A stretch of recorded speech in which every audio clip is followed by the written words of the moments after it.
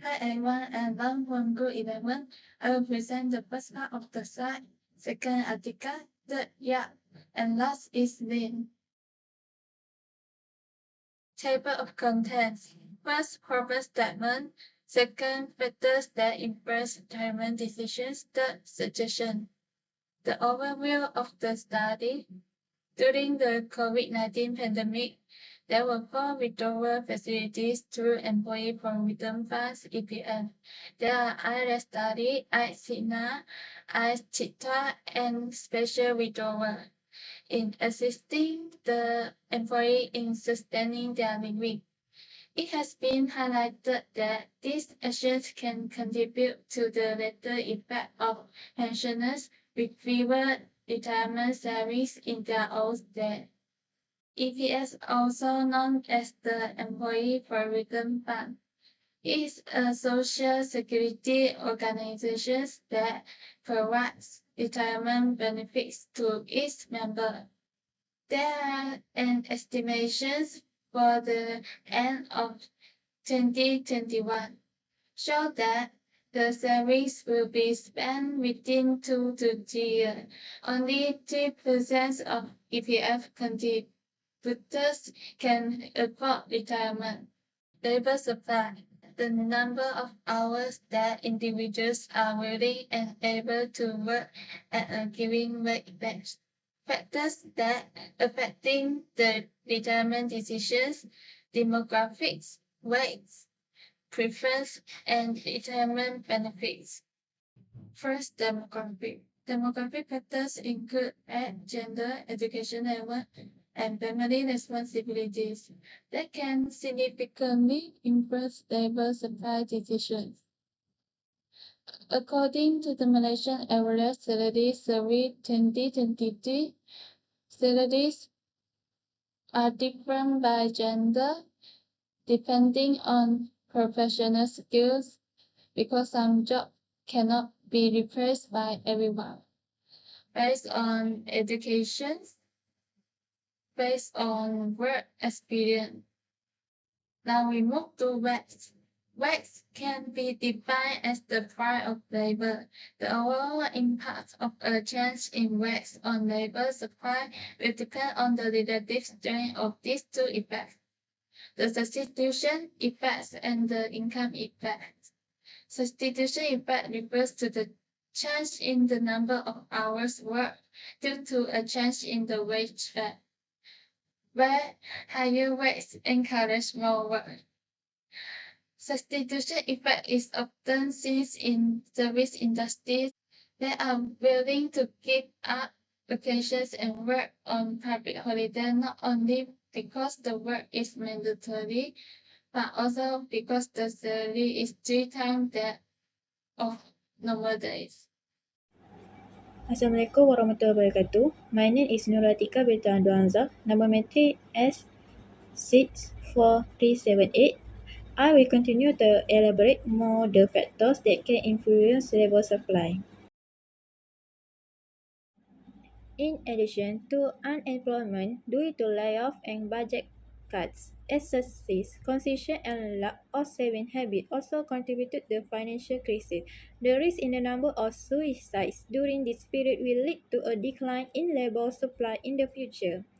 Income effects refers to the change in the number of hours worked due to a change in an individual's income, where higher wage encourage more leisure. When an individual income increases, their demand for normal goods also increase. Leisure time is often considered a normal good, so an increase in income can increase an individual's demand for leisure time and reduce their labor supply. Now let's take a look at this case. Winnie worked as a hotel manager. Her morning salary was ringgit. She was promoted to manager after 3 years of hard work. Compared with the basic salary of 1,800 ringgit and a regular schedule in the rookie period, her working hours have become fixed and her salary is also much higher now. Thus, she decided to leave work on time to give herself more leisure time. Winnie does not spend a lot of money in her daily life and only buys what she needs. So her savings are very suspicious. During the epidemic, she never used her pension. Next is preference. Individuals have different preference about how to divide their time between leisure and work. We can classify them into two groups, which is leisure and lovers and workaholics. Leisure lovers may highly value leisure time and are willing to sacrifice a largest amount of income to get a small increase in leisure, while workaholics may value work more and are willing to give up a largest amount of leisure time to work more hours. Let us back to indifferent curves shown on the previous point. This in the figure shows the graph of normal working day. If the person is workaholic, he is willing to reduce his leisure time to work more.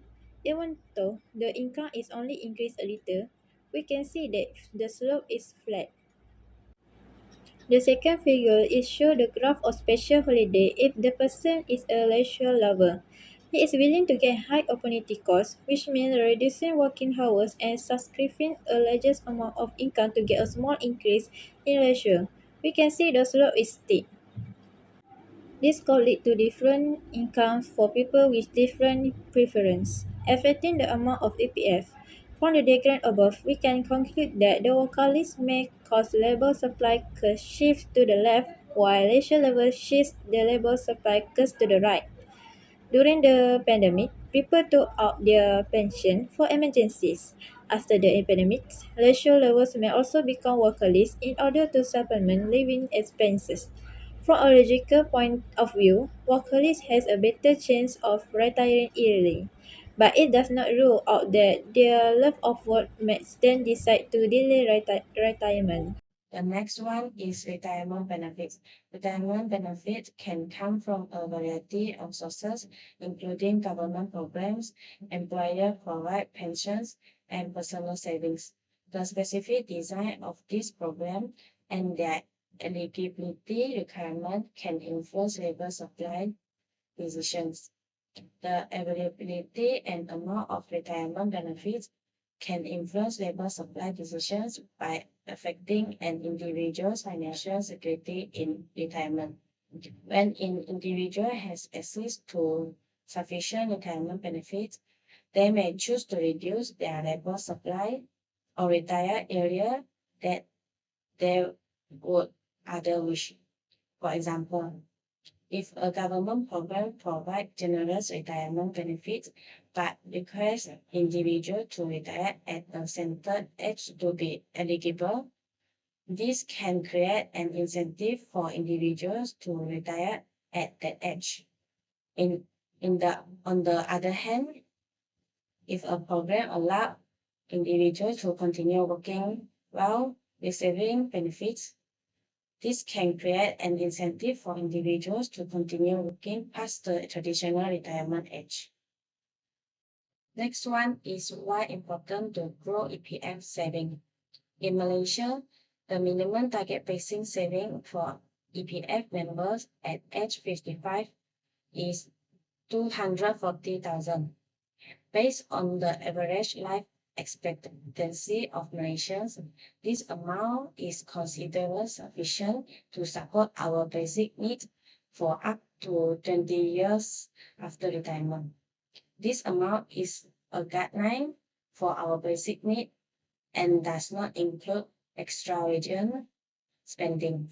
So, if you plan to maintain your monthly living expenses in retirement, plan and manage the money in your balance. Next, on the basic situation of extracting EPF. First one is reach the age of 50. As long as the EPF members are over 50 years old, they can apply to withdraw all or part of their deposit from the second account as retirement plans. But member can apply only once. Second, reach the age of 55. The member over 55 years old have reached the legal retirement age and can take out all EPF deposit. The EPF department will also combine the deposit in both account 1 and account 2 will be merged into one account that is account 55.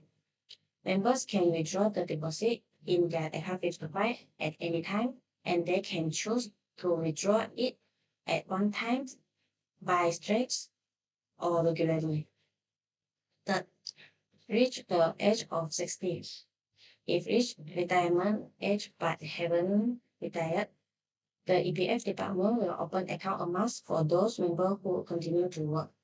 The EPF paid by members after the age of 55 is no longer deposit in the 55 accounts, but deposit in account amounts, from which money cannot be withdrawn until the age of 60.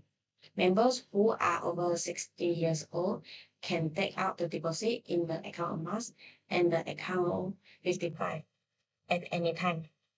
Member can choose to take it out at one time, take it out in strengths, or take it regularly in years or months. The last one is how purchase down payment. If want to buy a house, but the funds are insufficient, you can apply to part of the deposit from the second account of MPF or the down payment, but just can only apply once. In addition to the above situation, there are other situations in which the money in EPF can be withdrawn. First one, some lump sum payment. Next, payment of home loan cover the medical expenses, loss of ability to work, public service pensions plan, died of a family members which are EPF members. This all from me. The COVID-19 pandemic has had a huge impact on the Malaysian economy, and many individuals and households are experiencing financial difficulty as a result. Therefore, the EPF withdrawal facilities provided during the COVID-19 pandemic can help workers support their life in this difficult time. However, there are concerns that this withdrawal could lead to having a less retirement saving in their old age. This is because withdrawing funds from the EPF before retirement can reduce the amount of saving available to individuals depending on their old age, potentially leading to financial uncertainty during retirement. This may negatively impact their ability to support themselves in retirement, which may lead to increased financial stress and dependence on government assistance programs. It is important for workers to balance their immediate needs during the crisis with their long-term financial security and to take steps to reduce the potential long-term impacts of these withdrawals on worker retirement savings. To ensure that individuals are given the support and information they need to make informed decisions about their financial future. While EPF withdrawal facilities may provide much-needed relief to workers in the short term, policymakers should also consider a strategy to encourage workers to save for retirement and ensure they have sufficient resources to support themselves in old age. Individuals should be aware of the potential long-term effects of withdrawing funds from the EPF before retirement and should seek financial advice to ensure they make informed decisions about their retirement savings. Individual level supply theory suggests that individuals nearing retirement age can decide whether to continue participating in the labor market or exit and retire, depending on various factors. Individual level supply theory is a framework used in economics to analyze how individuals make decisions about their labor market participation. The main factor is the individual's financial situation, including their retirement saving, investment, and other sources of income. Individuals with sufficient financial resources may be more likely to choose to retire and exit the labor market, while those who limit financial resources may need to continue working to support themselves. In individual level supply theory, the main determinant of labor market participation is the wage rate. When the wage rate increases, individuals are more likely to enter or remain in the labor market and they earn money to support themselves.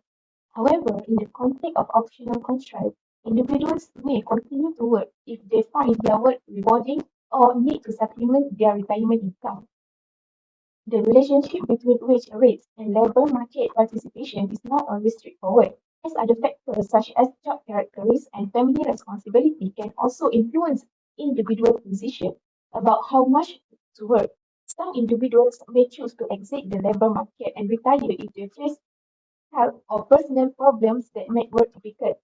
Overall, individual labor supply theory is an important tool for understanding how individuals make decisions about their labor market participation. This theory of individual labor supply highlights the importance of considering individual preference and circumstances in retirement decisions. Therefore, the decision of whether to continue working or retire is a complex one influenced by various factors. Policy that provide flexibility and support to individuals in retirement planning can help ensure that individuals can make informed decisions that align with their goals and needs.